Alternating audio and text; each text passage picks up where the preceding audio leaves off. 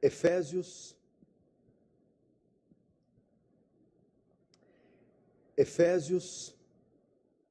capítulo 6. Vamos fazer silêncio e reverência, principalmente as crianças que ficam, tem algumas aqui nas primeiras fileiras que têm conversado muito. Por favor, agora não é hora de conversar. Efésios 6, verso 13. Portanto, tomai toda a armadura de Deus, para que possais resistir no dia mau. E depois de terdes vencido tudo, permanecer inabaláveis. Estais, pois, cingidos com a verdade e vestidos da couraça da justiça. Calçai os pés com a preparação do evangelho da paz, embraçando sempre o escudo da fé, com o qual podereis apagar todos os dardos inflamados do maligno. Tomai também o capacete da salvação e a espada do Espírito, que é a palavra de Deus, com toda oração e súplica, orando em todo o tempo no Espírito, e para isto vigiando com toda perseverança e súplica por todos os santos. Deixa aberto Efésios 6, não feche apenas os olhos para mais uma oração. Pai Santo, mais uma vez nos colocamos diante do seu trono, por intermédio do sangue de Jesus, pelo novo e vivo caminho, pela mediação do nosso supremo sacerdote e supremo pastor, Cristo Jesus. Ouve-nos essa noite, Senhor. Sê propício a nós. Alcança aqui essa noite as almas abatidas, combalidas, desacreditadas, fracas, sustenta-as. Estende a sua mão poderosa, graciosa, indulgente, para salvar, perdoar, erguer, fortalecer.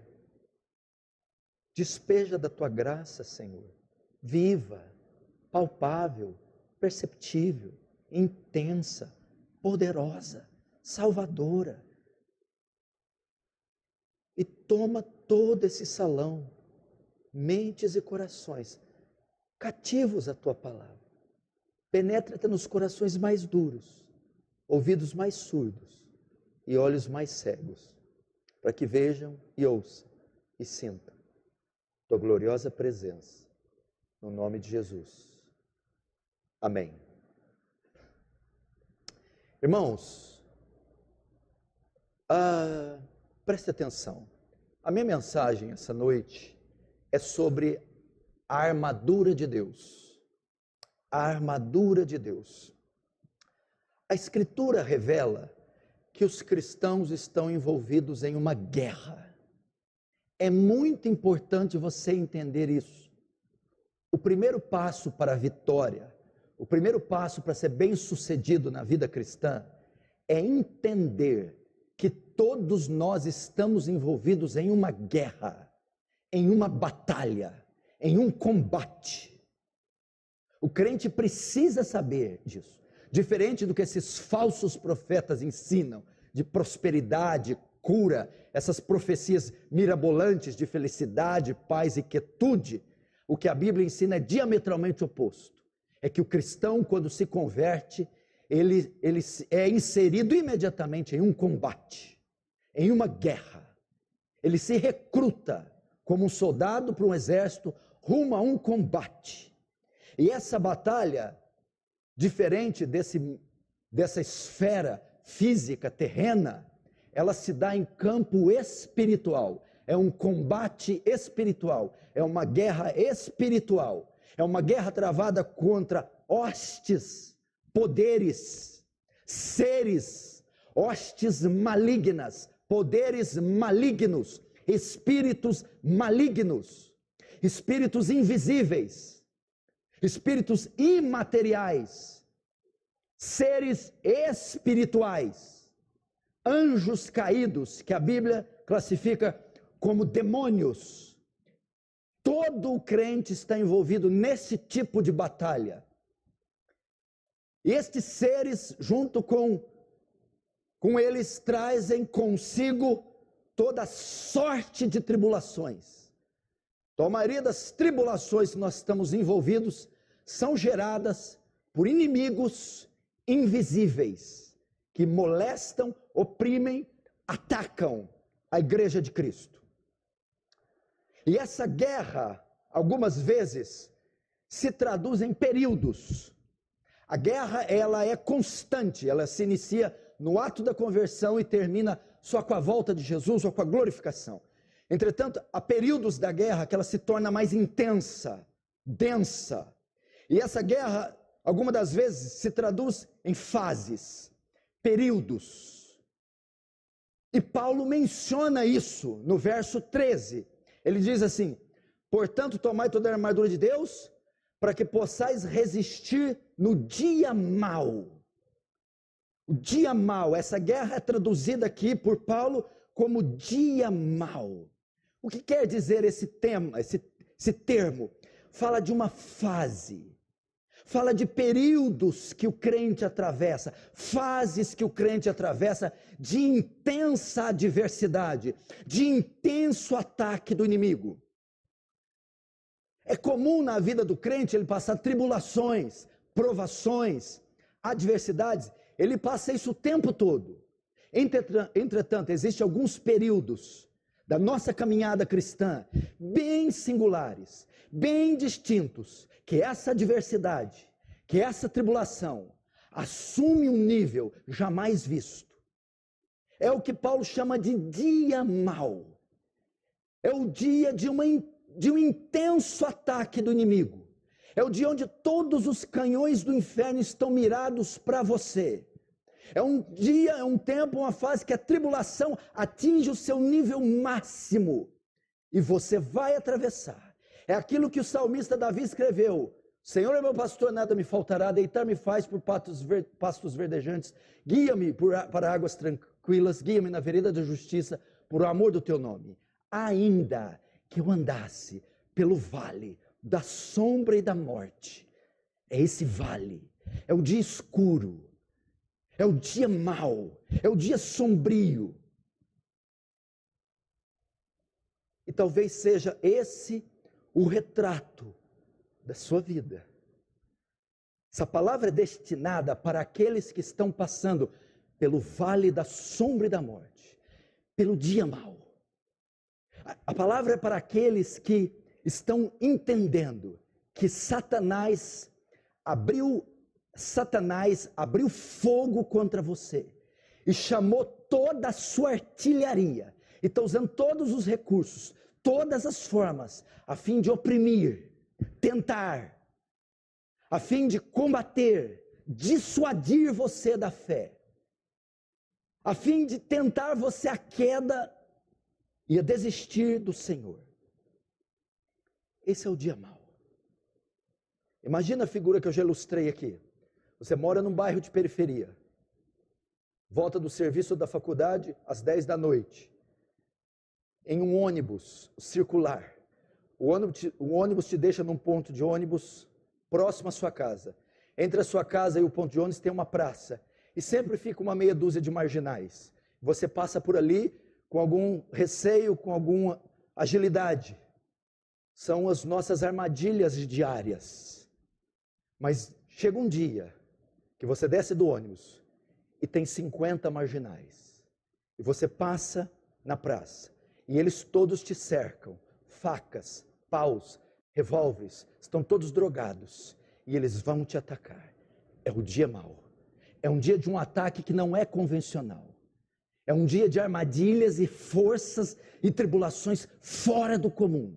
É o dia que somos tentados, provados quase além da nossa força. E Paulo dá detalhes desse dia mau. No verso 11, por exemplo, Paulo fala que esse dia mau assume a forma de ciladas do diabo. Revestir toda a armadura de Deus para que podeis ficar firmes contra as astutas ciladas do diabo. É um tempo, uma fase onde armadilhas são postas diante de você em todos os lugares. Armadilhas. engano, mentira, sedução. Você está repleto de perigos, de artimanhas, estratagemas. O inferno está orquestrando, e onde você vai, tudo que você toca, o que você fala, você vê que está tudo dominado. O dia mau também assume a forma de dardos inflamados. Verso 16, diz aqui: embraçando sempre o escudo da fé, com o qual podeis apagar todos os dardos inflamados do maligno. O dia mau assume essa forma de uma intensa opressão sobre os seus pensamentos, confusão, dispersão, desânimo, mentiras são lançadas na sua mente. A batalha, ela tem a sua origem na mente, e Satanás oprime você, confunde você, sussurra suas mentiras a você. E o verso 12, Paulo revela quem orquestra esse dia mau, quem engendra, quem dirige esse dia mau. Verso 12, porque a nossa luta não é contra carne ou sangue, mas contra principados, potestades e dominadores desse mundo tenebroso, contra as forças espirituais do mal das regiões celestiais. Quem orquestra esse dia mau é Satanás e os seus anjos caídos. Veja, Paulo aqui traz uma brilhante, estupenda revelação que para nós que temos a Bíblia há 1500 anos, parece que é algo corriqueiro, mas até os dias de Paulo é esplêndido. Ele está dizendo aos Efésios: a luta de vocês não é contra César, a luta de vocês não é contra os imperadores, os centuriões romanos, os judeus, contra a espada, a fome, a peste. A luta de vocês não se dá em campo terreno, a luta de vocês é espiritual.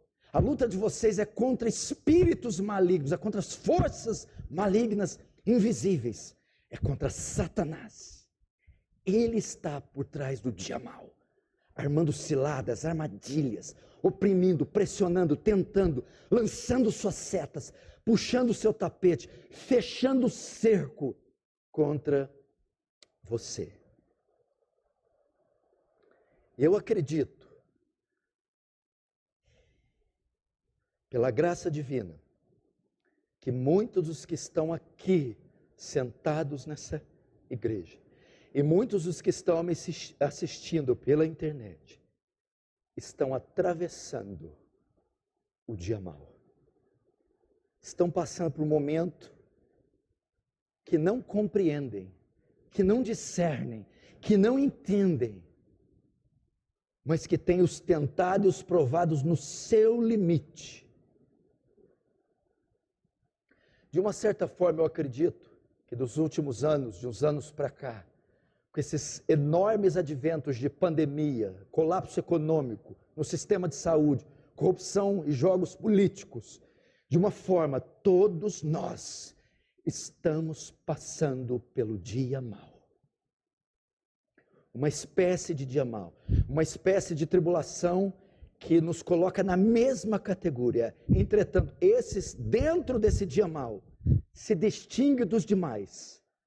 Pode ser um dia mau no casamento, uma traição que você descobriu, o dia mau no corpo, enfermidades e tumores que você descobriu, financeira, quebradeira, traições, problemas, surtos, algo que você não esperava, descobertas que paralisaram você, amedrontaram você, acabaram, tiraram sua estrutura e o seu chão.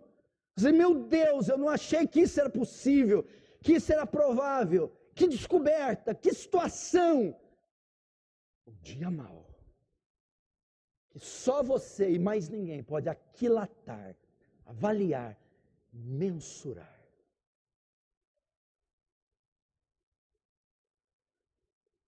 Mas eu não quero tratar em si do dia mau. Eu quero tratar de como vencer o dia mau. Como atravessar o dia mau. Como resistir o dia mau. Paulo então apresenta a solução para atravessar o dia mau suportar o dia mau e sair vitorioso, não sucumbir, porque isso é tudo que o dia mau propõe. A proposta do dia mau é fazer você sucumbir, é fazer você desistir, é sugar toda a sua força, é fazer você definhar, desistir de Deus, pecar contra Deus, cair da graça de Deus. Esse é o objetivo do dia mau, oprimir, sufocar você de tal maneira que mate você espiritualmente. Porque o ladrão vem senão para roubar, matar e destruir. Satanás não quer colocar gripe em você, não quer falir você com alguns cruzeiros. Satanás não quer arranhar a sua pele, Satanás quer matar você, aniquilar você, acabar com a sua vida. E para isso ele não vai poupar esforços, ele vai reunir toda a sua artilharia com essa finalidade. Como então vencer? Atravessar o dia mau. Paulo apresenta a solução, que está no verso 13. Portanto, tomai toda a armadura de Deus. Preste atenção. Paulo aqui, ele entende a vida do cristão como uma guerra. Ele demonstra, ele apresenta a igreja, ele revela à igreja que os crentes estão inseridos em uma guerra. E como um soldado se prepara para a guerra, vestindo a sua armadura, se revestindo das suas armas. Um soldado, quando vai para a guerra, na época de Paulo, era o soldado romano, do Império Romano. Capacete, couraça, cinturão, sandálias, espada. Se fosse hoje, coturnos, fuzis, facas, capacetes. Então, como um soldado se prepara para a guerra, vestindo sua armadura, revestindo as suas armas, os cristãos também estão imbuídos em uma guerra. E da semelhança do soldado romano, que vestia sua armadura para ir para a guerra, os cristãos que estão envolvidos em uma guerra precisam se preparar para ela, precisam se capacitar para ela, eles precisam se apropriarem dos recursos necessários, das armas necessárias, das ferramentas necessárias para a guerra, e Paulo chama isso de armadura de Deus. Para ir para a guerra, vocês precisam dos recursos, revestir da armadura de Deus. E Paulo mostra que escute, preste atenção, esta não é uma das opções para se vencer a guerra, um dos recursos para se vencer a guerra. Paulo diz que essa é a única forma de vencer a guerra. É a única maneira de você enfrentar o que você está passando. É a única maneira de você fazer oposição, de você ser páreo para essa fase que você está atravessando. A única maneira de você sair vitorioso desse esquema, dessa cilada, desse vale, é se revestindo da armadura. Não tem outro jeito, porque o verso 13 fala isso. Veja só: portanto, tomai toda a armadura de Deus, para que possais resistir no dia mau, e depois de terdes vencido tudo, permanecer inabaláveis. Qual que é a ideia aqui? Explosões ocorrem na guerra, bombas são detonadas, abalos sísmicos ocorrem na guerra, estilhaços, tiros, facas, espadas, bombas, mas aquele que estiver vestido permanecerá em face aos abalos, em face às explosões, inabalável. diante das descobertas que você tem feito, das ameaças que têm sido feitas contra você, das perseguições, das calúnias, dos laços, dos imprevistos, da opressão. Diante de tudo isso, para você permanecer de pé, você precisa vestir-se da armadura de Deus.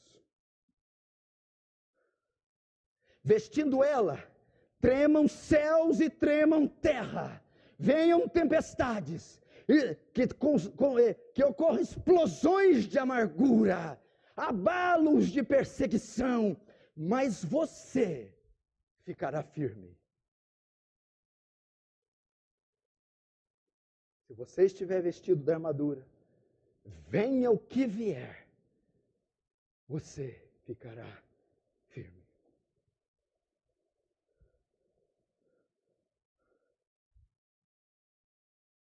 O verso 14 diz que essa é a única maneira de ficar firme. Veja só.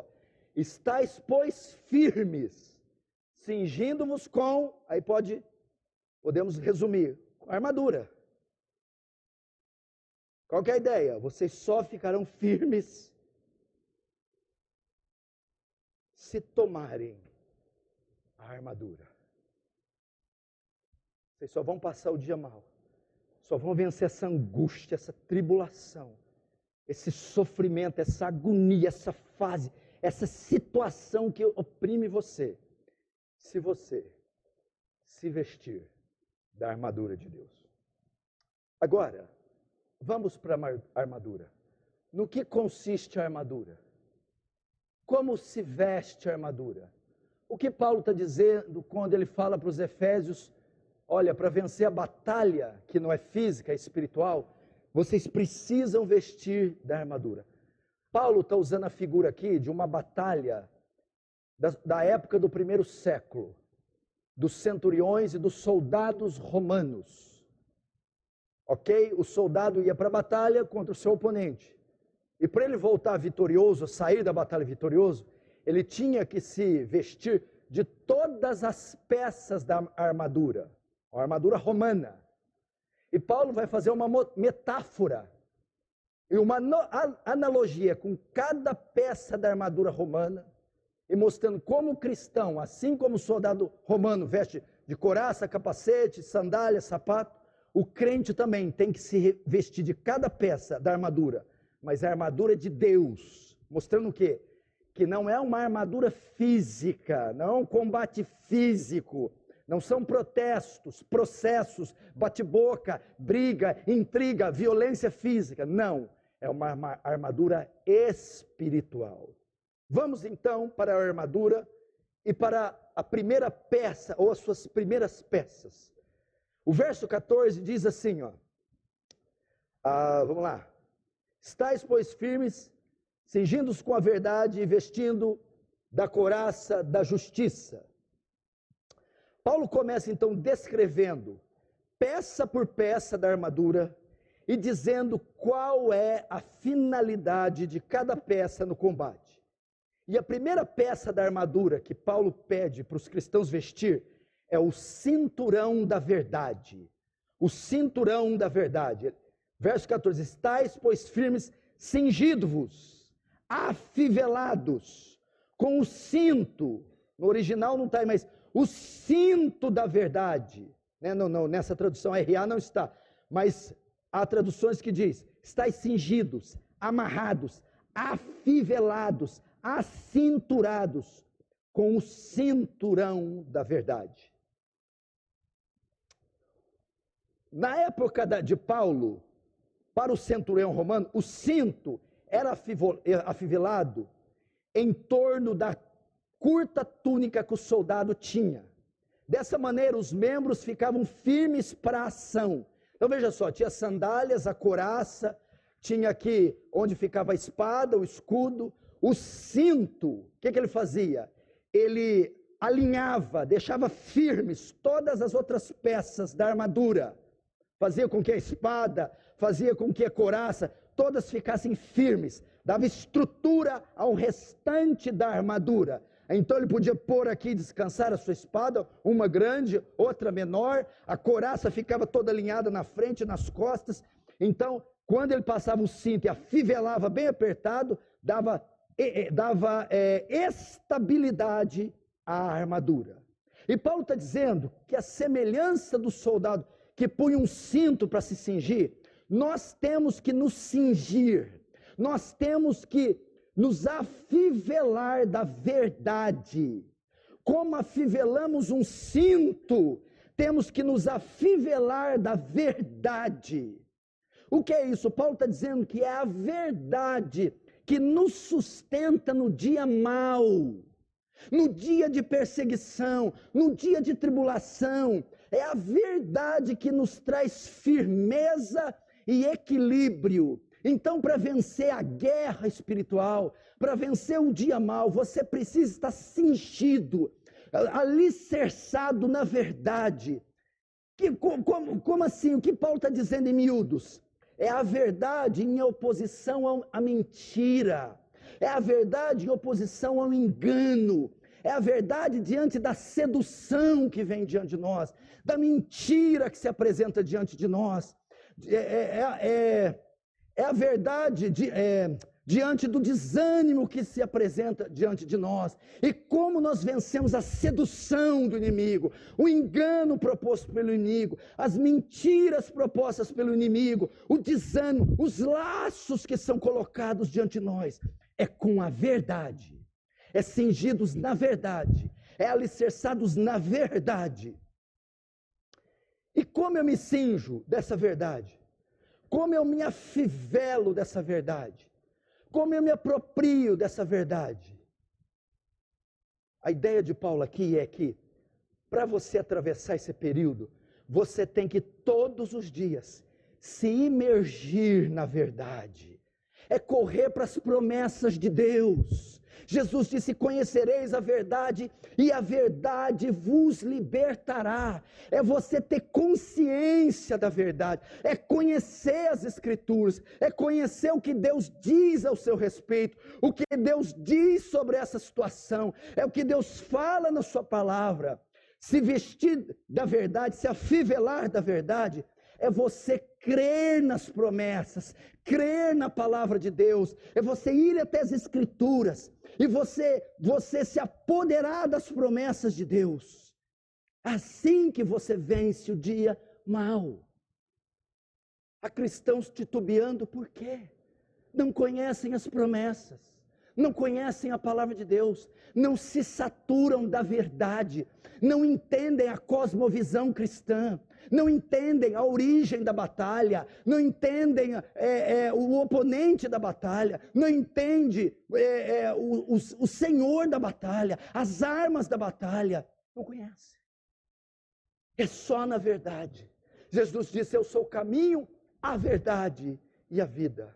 Ninguém vem ao Pai senão por mim. E conhecereis a verdade, e a verdade vos libertará. Ele está falando das Escrituras. Ele está falando das promessas. Ele está falando que Jesus, a palavra, é a verdade que liberta, é a verdade que vence o engano, a verdade que vence o erro, a verdade que vence o desânimo, a verdade que vence os laços. Quantos de vocês estão saturados da verdade? Quantos de vocês conhecem as promessas de Deus, recitam as promessas de Deus, creem nas promessas de Deus ao seu respeito, a respeito do seu casamento, a respeito dos seus filhos, a respeito do seu corpo, a respeito da sua alma, a respeito da sua vida? Sature-se da verdade. De modo que sem a verdade, como é que vence o dia mau?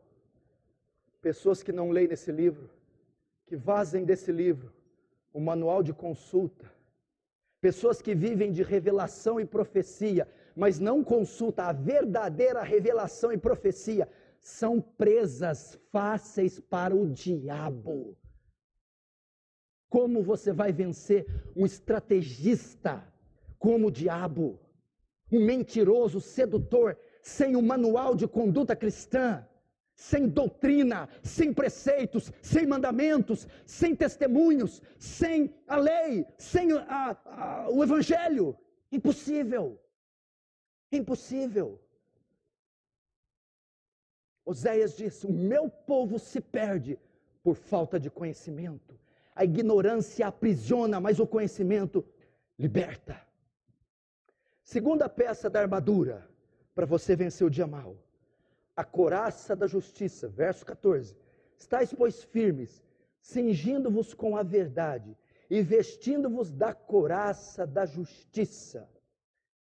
A couraça, para o centurião, para o soldado romano, era uma peça que cobria o seu corpo, do pescoço até as coxas. Consistia em duas partes, uma cobria o peitoral, a parte frontal, e a outra cobria as costas. Essa couraça, muitas vezes feita de metal maleável, era para proteger os órgãos vitais do soldado, pulmão, rim, coração. E Paulo está dizendo, assim como o soldado romano se veste de uma couraça, vistam-se da couraça da justiça. Assim você vence a guerra, você vence a batalha. Que justiça é essa aqui? Não é a justiça própria, atos, como eu me justifico pelas minhas obras, o tanto que eu sou bom, o tanto que eu sou justo, o tanto que eu faço penitência. Não! Vestir a couraça da justiça aqui é estar vestido da justiça de Cristo, que foi imputada a nós no dia que nós cremos nele. Cristo foi o único homem perfeito que andou na terra, que obedeceu toda a lei. Então foi o único justo que pisou na terra. Quando ele morre na cruz, ele concede aquela justiça que era inerentemente sua. Aqueles que creem, ele a imputa a eles, ele dá a eles, ele os veste da sua justiça, como o soldado vestia da sua couraça. Cristo nos vestiu da sua justiça quando cremos. O que é isso, irmãos? Para vencer o dia mau, é trazer à mente que você é remido, que você foi redimido, que os seus pecados não podem te condenar mais, que você é filho de Deus. Trazer na mente que você é filho de Deus, não aceitar as acusações do diabo, porque o dia mau, o diabo vai dizer, é culpa sua, é pecado seu, é negligência sua, bem feito para você. E você, se não tiver vestido dessa couraça, você acredita nas mentiras, você sucumbe, você diz, isso, tudo que está acontecendo nessa casa é culpa minha, tudo que aconteceu nesse casamento é culpa minha, os meus filhos estão nesse estado é culpa minha, eu sou culpado pelos problemas do país, da família, da nação. Mas quando você veste da couraça, o que é isso? Traz à mente que você foi redimido. O que está em Romanos 8,33, e a quem tentará acusação contra os eleitos de Deus? É Deus quem justifica. Ou que está em Romanos 6, ou em 8. Pois agora nenhuma condenação há para os que estão em Cristo Jesus. Por que não há nenhuma condenação para os que estão em Cristo? Porque eles foram vestidos da justiça de Cristo. Essa é a ideia. Traz à mente, eu fui perdoado, eu fui redimido, eu passei da morte para a vida, das trevas para a luz, meus pecados foram lançados no profundo mar, nenhuma acusação há contra os filhos de Deus. É Deus quem os justifica, e quem os condenará? Pois foi Cristo quem morreu, antes ressuscitou, e está à direita do Pai, intercede por nós. Mas a couraça da justiça representa uma segunda coisa também. Quando fala revestivos da couraça da justiça, fala o quê? Da nossa justificação em Cristo. Ok? A nossa situação forense. Então o diabo quer chegar e acusar nós no tribunal. Eu mostro aqui a minha cédula, que era contrária a mim, está cravada na cruz. Mais um pouquinho de retorno aí serve, porque a voz aqui está minguando. Mas a evidência que eu sou justificado, que eu fui justificado, é que eu estou sendo santificado. Couraça da justiça, Heitor, fala de retidão. Como é que vence diabo? Como é que vence diabo? A maioria de vocês aprendeu que vence diabo com óleo ungido, que vence diabo com campanha, que vence diabo com sal grosso, que vence diabo com dízimo e oferta. É assim que vence guerra espiritual, que passa o dia mal. É profecia, visão, revelação. Paulo está dizendo, sabe como é que vence o dia mal? Paga tuas contas em dia. Limpa teu nome. Honra a tua esposa. Educa seus filhos no caminho do Senhor.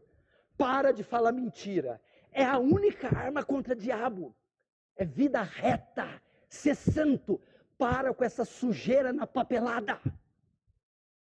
Arruma a situação jurídica da sua empresa. Trata a sua mulher com decência. Seja um homem honesto e fiel. Guarda teus olhos. Deleta essas pornografias do seu celular. É assim que vence o diabo.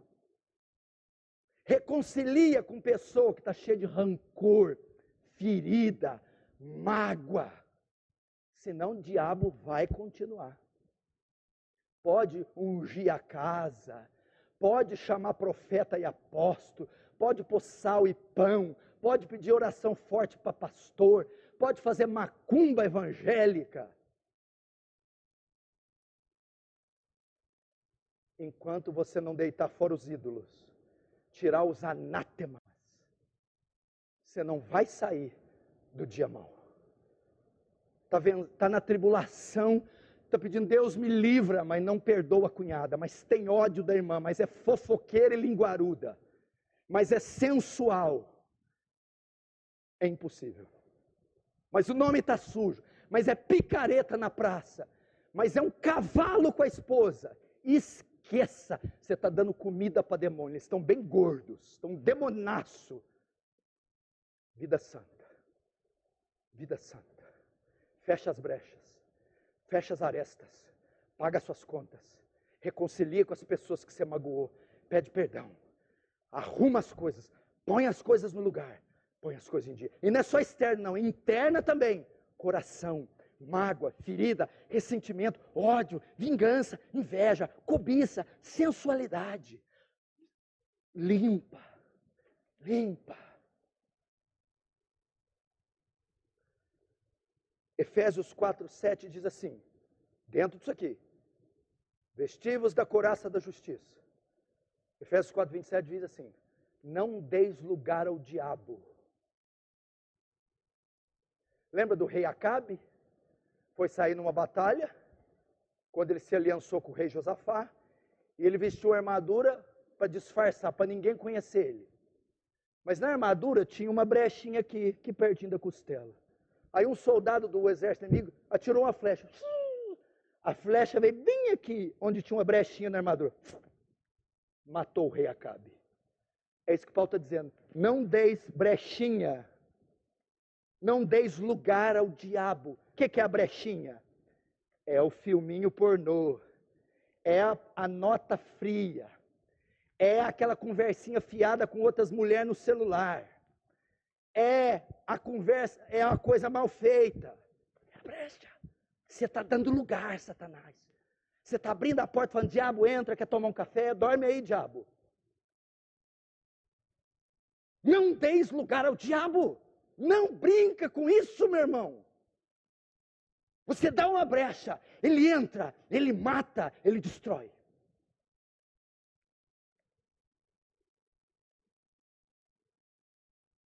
Está lá no celular, a mulher chega, o que você está falando?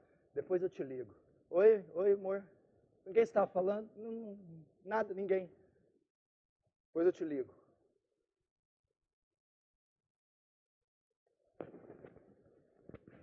Som. Não está saindo? Está ruim o som? Som.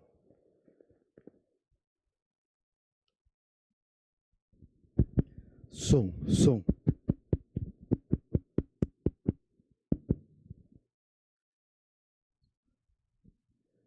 Terceira peça da armadura. Bem melhor agora. Terceira peça da armadura. Para passar o dia mal, para vencer a guerra. As sandálias do evangelho. Você tem que calçar. Verso 15. Vamos ver, sandálias do evangelho. Calçai os pés com a preparação do evangelho da paz. Na batalha, o soldado romano, o que acontecia? Ele andava em pisos, terrenos, que às vezes eram escorregadios e não davam estabilidade.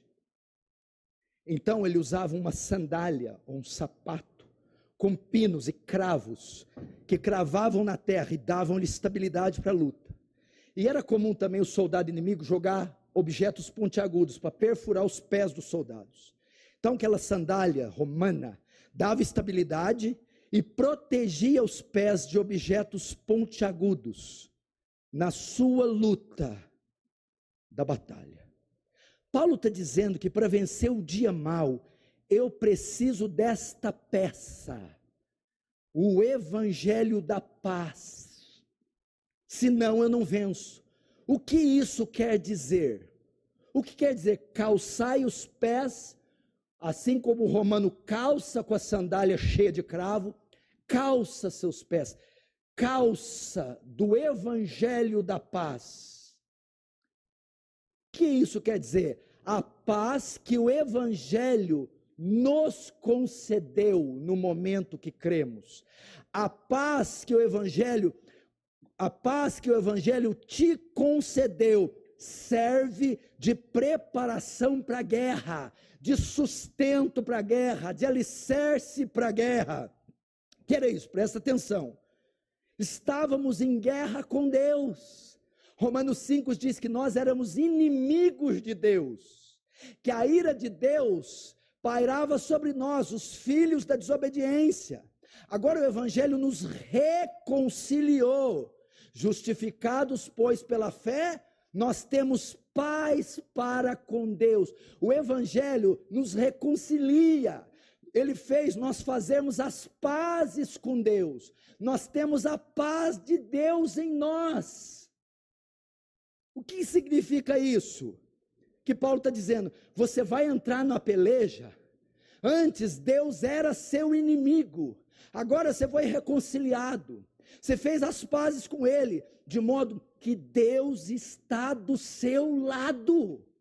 Descanse na tribulação, Deus peleja por nós, essa é a ideia. Você vai para uma guerra, da intensidade dessa que você está enfrentando, desse problema difícil, com o coração amedrontado, e de repente Paulo diz, ei, lembre-se que você se reconciliou com Deus, o valente está do seu lado nessa guerra. Se Deus é por nós, quem será contra nós? É a ideia. Esse se, antigamente se interpretava, se Deus é, mas vai que Ele não é. Se Ele for, eu venço, e se Ele não for? Não é assim que Paulo quer dizer. O se lá é, uma vez que Ele é uma afirmação. Uma vez que Deus é, tendo a certeza que Deus é por você, quem será contra você? Essa é a ideia. É nisso que você está firmado. Esses são os cravos da sandália, que não deixam você sucumbir. E o Senhor está comigo, e eu não temerei o que me possa fazer o homem. Salmo 118. Temos um valente lutando por nós. Estamos calçados no perdão, calçados na ausência da culpa, calçados na sua justiça. Somos os teus filhos e ninguém pode nos deter.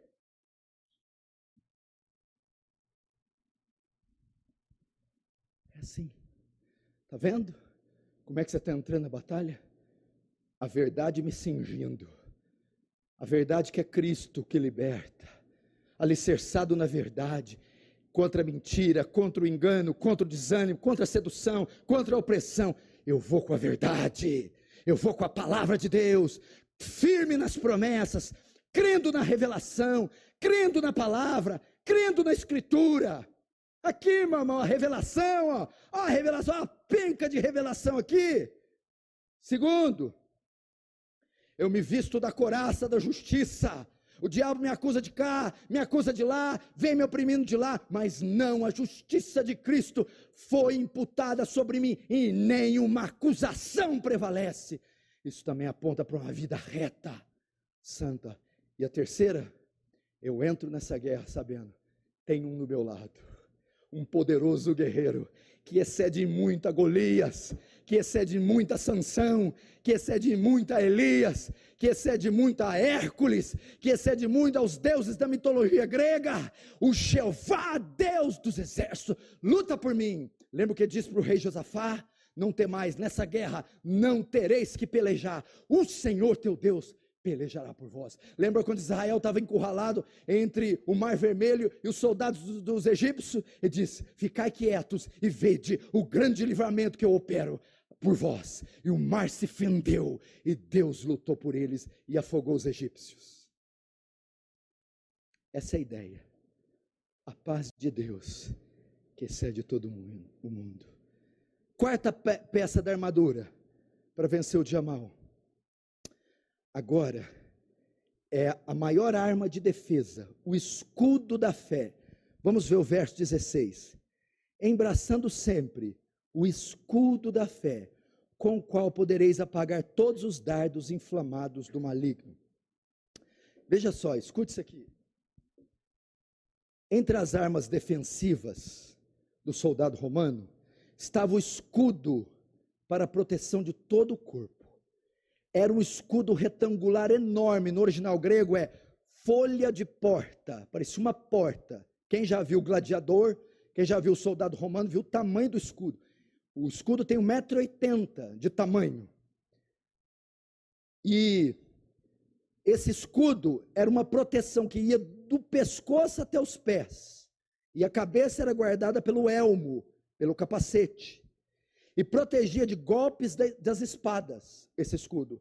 Mas principalmente de flechas, que continham piche na ponta, inflamados, ou seja, com fogo. Então, o oponente lançava essas flechas, ou lanças com piche quente, com fogo, a fim de cravar nos soldados e atirar-lhe fogo. Esse escudo, feito com couro curtido molhado, não permitia que o dardo penetrasse, nem que o fogo se espalhasse, ele era apagado. Assim o soldado romano se protegia das flechas e das lanças do inimigo. Paulo diz que assim como o escudo era a arma de defesa do romano, nossa grande arma de defesa contra Satanás, nossa grande arma de defesa no dia mau, é a nossa fé. É a fé que foi dada aos santos. É o dom da fé. É a fé. Quando aquela avalanche de setas, de dardos, de opressões, vem sussurrando no seu ouvido, vem pressionando você ao extremo, use o escudo da fé.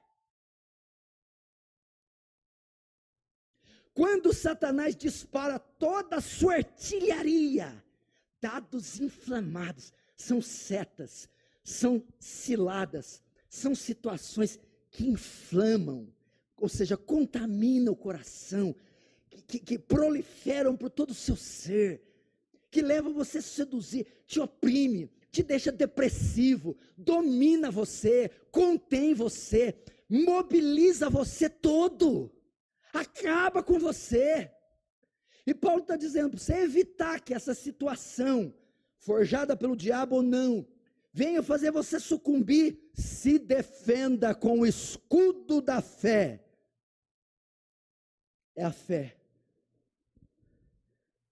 Use a fé. Mas que fé é essa? Tem gente que erra aqui. Não é a fé pela fé. Porque às vezes, Mauri, você crê na sua fé. Não é na fé que você põe a fé.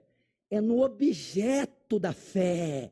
Ali está o segredo, olhando para Jesus, autor e consumador da fé. Eu ponho minha fé naquele que morreu e ressuscitou. Eu ponho a minha fé em Cristo Jesus. É crer nas promessas, é crer em Cristo, é crer na sua bondade, misericórdia, e crer em tudo o que Ele disse ao meu e ao seu respeito. Os dardos caem por terra.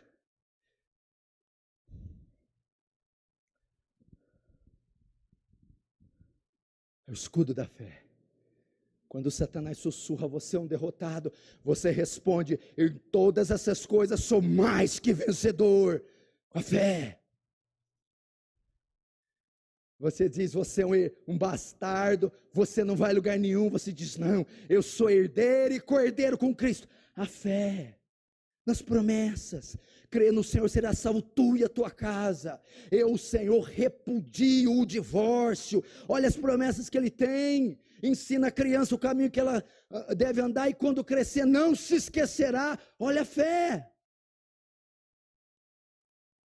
Leia as promessas, medite nas promessas, memorize as promessas, cite as promessas e invoque as promessas em oração. Sabe o que é isso?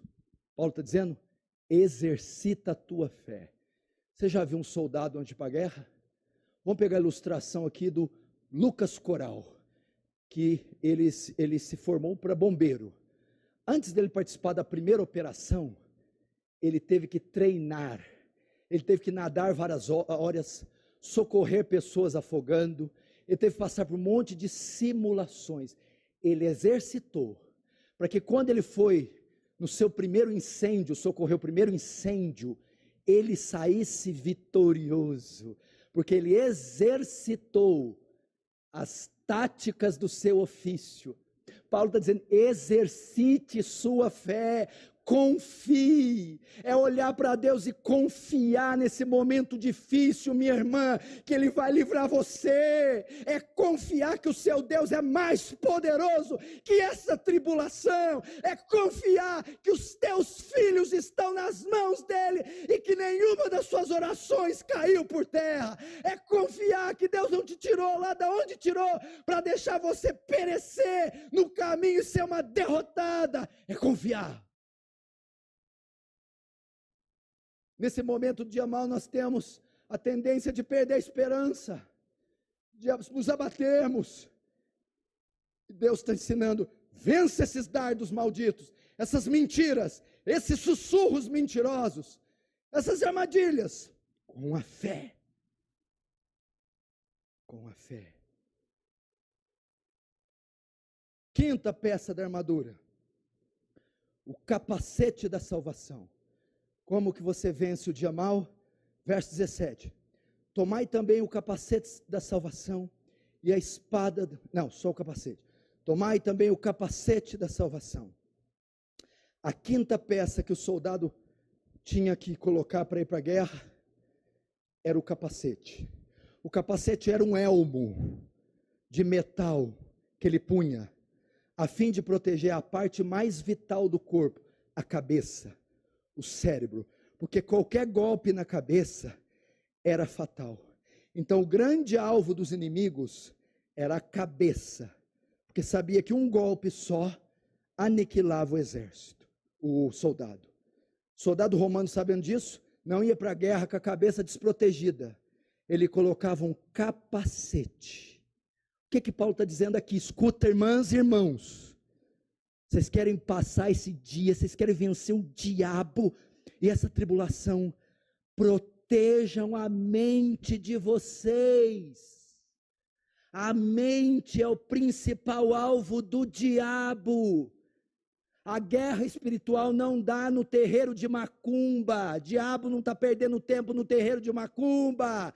Diabo não quer sangue de galinha, de sapo, farofa. Diabo quer o seu sangue. O campo de batalha não é nessas coisas estapafúrdias. Não está em imagens de escultura, em cachoeiras, em terreiros. O campo de atuação do diabo é na mente dos homens, é aqui. Se ele conseguir dominar você aqui, ele te pegou. É mentindo, é enganando, é distorcendo a verdade, é confundindo você, é metendo medo, incredulidade. E ele está dizendo para vencer, tomem cuidado que o diabo vai atacar a mente, vai colocar minhoca na cabeça de vocês, vai confundir vocês, vai enganar vocês, vai mentir para vocês, vocês ficarão confusos. Como eu me protejo no dia mau?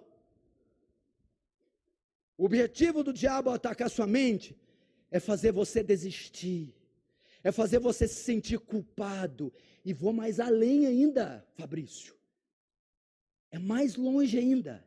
Satanás, ele ataca na mente de tal forma que ele faz você, dentro de um culto, pensar: Deus não existe.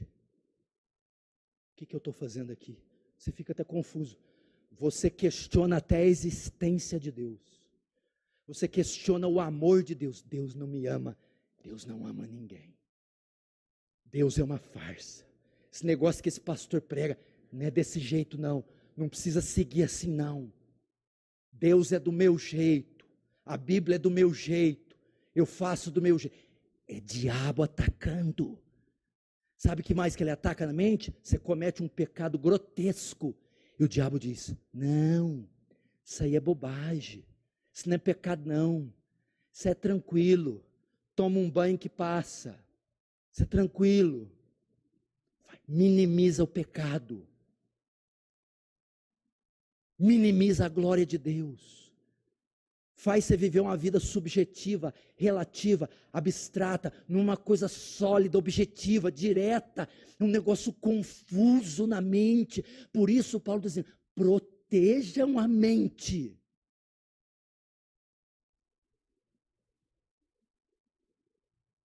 Por que tem gente que desvia?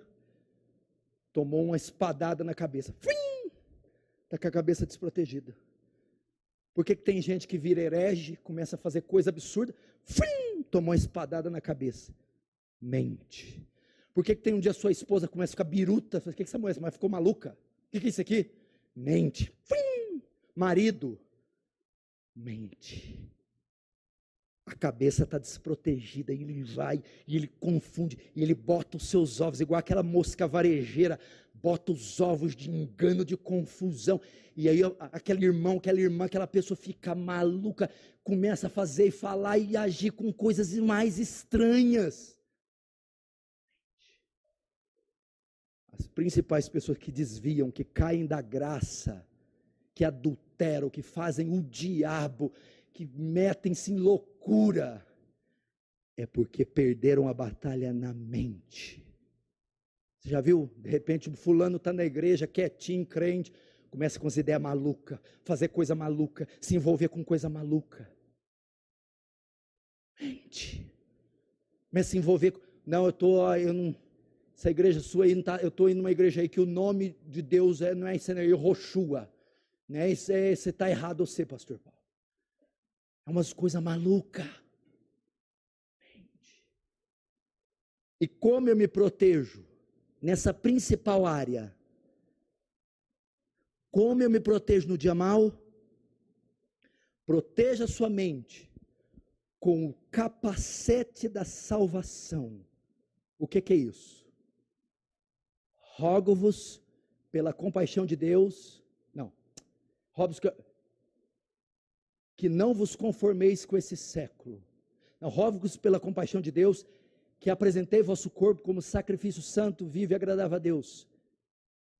E que não vos conformeis com este século, mas transformai-vos pela renovação da vossa mente.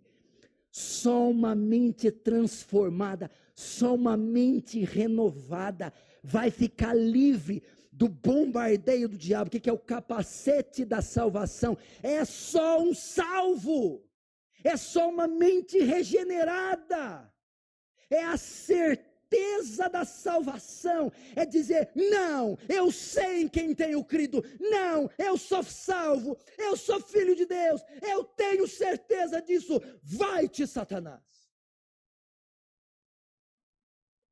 Aqui na minha mente não tem lugar para você. A minha mente foi lavada pelo sangue de Jesus. Eu recebi uma nova mente, novos princípios, novos conceitos. Proteja a sua mente com a certeza da salvação. O que é isso?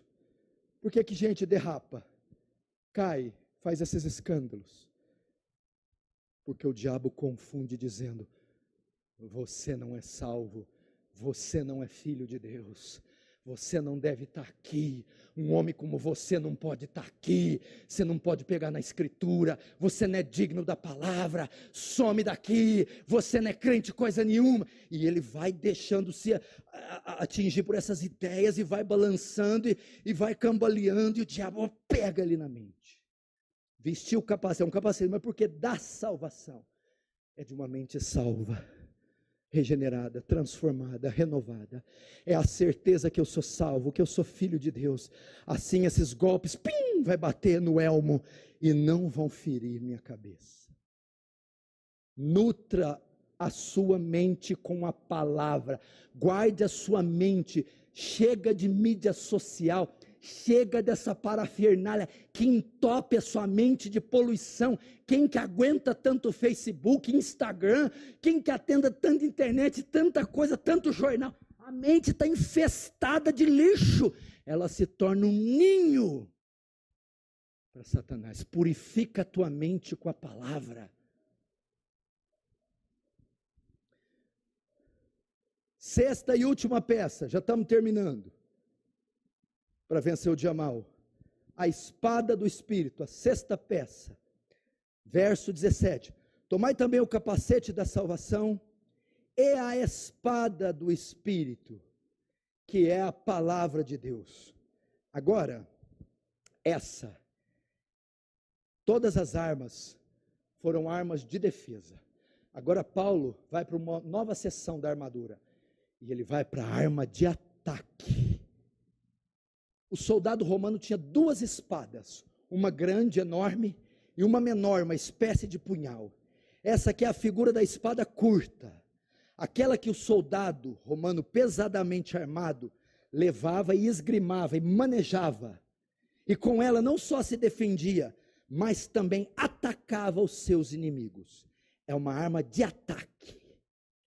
Paulo diz que nessa guerra, nós não só nos defendemos, nós não só temos armas de defesa, mas nós também atacamos, nós também saqueamos, nós também damos um passo à frente, nós também dizemos touché, e ferimos o inimigo. E Paulo diz que nessa guerra nós temos uma arma de ataque, é a palavra de Deus, como está em Hebreus 4:12, a palavra de Deus é viva e eficaz, mais cortante que espada de 2 fios, que penetra até juntas e medulas, alma e espírito, e ela é apta para discernir as intenções do coração humano. É a palavra. Imagina você ter embanhado aqui. Eu vou dar a maior ilustração de quem usou a palavra na guerra espiritual. Jesus. Jesus passou o seu dia mau. Aonde? No deserto da Judéia. 40 dias sem comer e sem beber. Jesus estava fraco. Quem apareceu no deserto? Satanás. Jesus travou uma das maiores batalhas espirituais de toda a Bíblia. Foi um dos maiores dias maus de toda a Bíblia. Jesus passando 40 dias no deserto. E o próprio Lúcifer, o próprio diabo dizendo, aonde se deu a batalha? O diabo veio pegando o pescoço de Jesus, na mente, o diabo chegou, tu és o Filho de Deus? Mande essas pedras transformar em pães, mata a tua fome, aqui ó, tentando, vai, você não é o bambamzão, para que passar fome assim, você é bobo, você não é o cara, manda essas pedras virar pão, se hoje para nós, manda virar McDonald's, manda virar, depois vem a segunda vez, tu não és o Filho de Deus? Levou Jesus para o pináculo do templo, a parte mais alta do templo, joga-te daqui para baixo, porque está escrito, darei ordem aos teus anjos ao teu respeito, aqui na mente, ele disse assim para Jesus, mostra teu poder, mostra quem você é.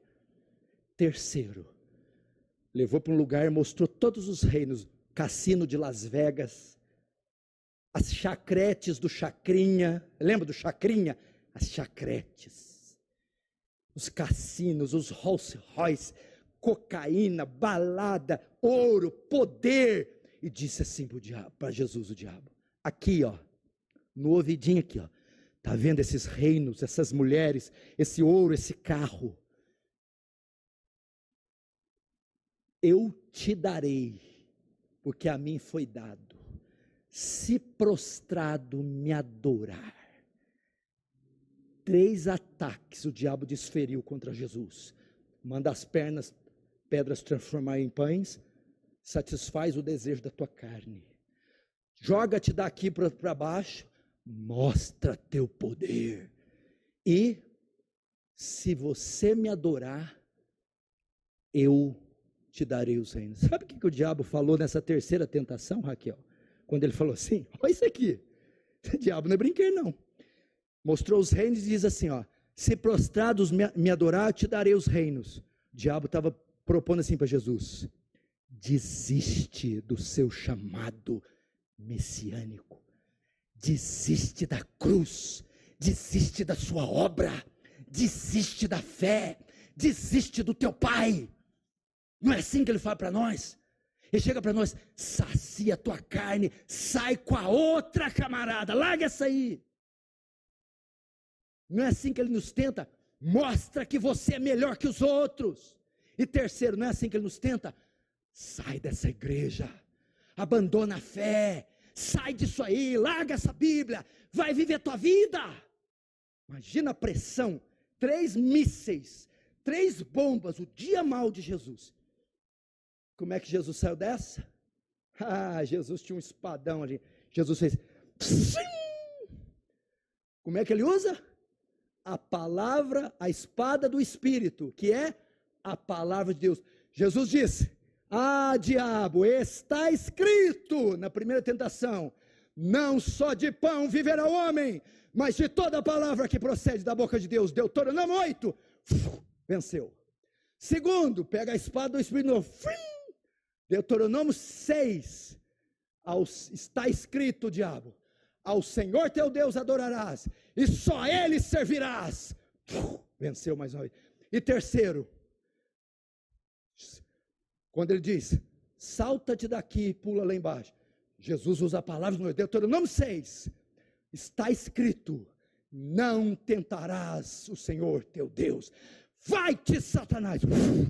Foi embora o bicho. Quer vencer o dia mau? Toma posse da palavra, tenha ela em punhos, usa a palavra. Quando Golias foi para diante de Davi, veio contra Davi, e Golias foi, e Davi disse, tu vens contra mim com espada, escudo e lança, eu vou contra ti, em nome do Senhor dos exércitos, o Deus de Israel, quem você tem afrontado, eu vou contra você com a palavra de Deus. Usa a palavra. Usa a palavra. Quero trazer a memória que me dá esperança, está no meio desse furacão. Recita textos, decora textos, ora textos, canta textos, recorre à palavra. E você vai vencer. Resumindo esse tópico, é assim, ó. Escuta. Tomar a espada do Espírito é responder todas as suas opressões nesse deserto com a palavra de Deus. Responde essa ofensiva aí com a palavra, responde essa calúnia, responde essa descoberta, responde esse escândalo com a palavra de Deus. Para isso você tem que conhecer. Quem é ignorante desse livro sempre vai ser derrotado. George Miller leu 200 vezes a Bíblia e 100 vezes leu ela de joelhos. E você? Leu quantas? Como é que vai vencer diabo, o dia mau, se não conhece a Bíblia? 200 vezes esse homem leu. Quantas vezes você leu sequer o Novo Testamento? Vamos terminar agora. Agora Paulo vai ensinar como é que põe a armadura. Eu tenho certeza que você já vestiu essa armadura com ato profético. Me unge, pastor, para Deus colocar armadura. Você orou, Deus, vai lá, põe o capacete. Você até falou assim, vai, põe aí, Senhor. Também aperta, pois. Vai, a couraça, amarra aqui, Senhor. Calça os pés, vai, Senhor. Ato profético. Olhos, unções, não. Não é assim que coloca a armadura. Verso 18. Com toda oração, súplica, orando em todo o tempo do Espírito, e para isso vigiando com toda perseverança e súplica, por todos os santos. Paulo finaliza com a oração. O que ele está dizendo aqui? Aqui Paulo ensina como funciona a vestidura da armadura na prática. Como é que você veste ela? Como é que você vai na loja? Vai, igual o homem de ferro, né? Coloca as coisas, vem a couraça, vem o cinturão, vem as sandálias, vem o cavalo, estou vestido. Paulo ensina aqui que a maneira de vestir a armadura é através da oração, da intercessão, da adoração. É com uma vida de comunhão, enquanto você está de joelhos, orando, clamando, chorando. Deus então vai te revestindo e te lembrando da justiça imputada de Cristo. Deus vai iluminando a sua mente, transformando e renovando, trazendo à sua mente a salvação em Cristo. Deus vai apertando você e cingindo, te conduzindo no caminho da verdade que liberta. O Senhor vai alicerçando os seus pés através da oração, mostrando que você está reconciliado com Ele pela cruz de Cristo, que é o Evangelho. É na oração que as promessas de Deus se revigoram e como um escudo cobrem todo o seu ser contra as setas do diabo. Ah, como é bom orar, como é bom se debruçar no trono da graça e derramar copiosas lágrimas. Como é bom gastar horas a fio na presença de Deus, intercedendo, adorando, confessando pecados, clamando, louvando. Vida de oração, meu irmão. Paulo encerra a vestimenta da armadura, a vestidura da armadura com oração. O diabo não tem medo de quem não ora. Ore, meu irmão. Eu queria poder levantar as suas calças para olhar os teus joelhos, com lisinhos, oleosos, eles estão. Precisamos de joelhos calejados, precisamos de sangue nos joelhos, precisamos de olheiras de homens e mulheres que passam madrugadas orando, precisamos de ventres contorcidos, para que situações, circunstâncias e realidades mudem através da oração. Como que nós vamos vencer se não conseguimos orar 10 minutos? Se somos um povo fixado os olhos no entretenimento, na gordura, nos manjares. É assim que você atravessa o dia mau. É assim que você vence a batalha espiritual, tomando toda a armadura de Deus. Fecha os olhos. Você está ouvindo Web Rádio Servindo com Amor. 24 horas com você.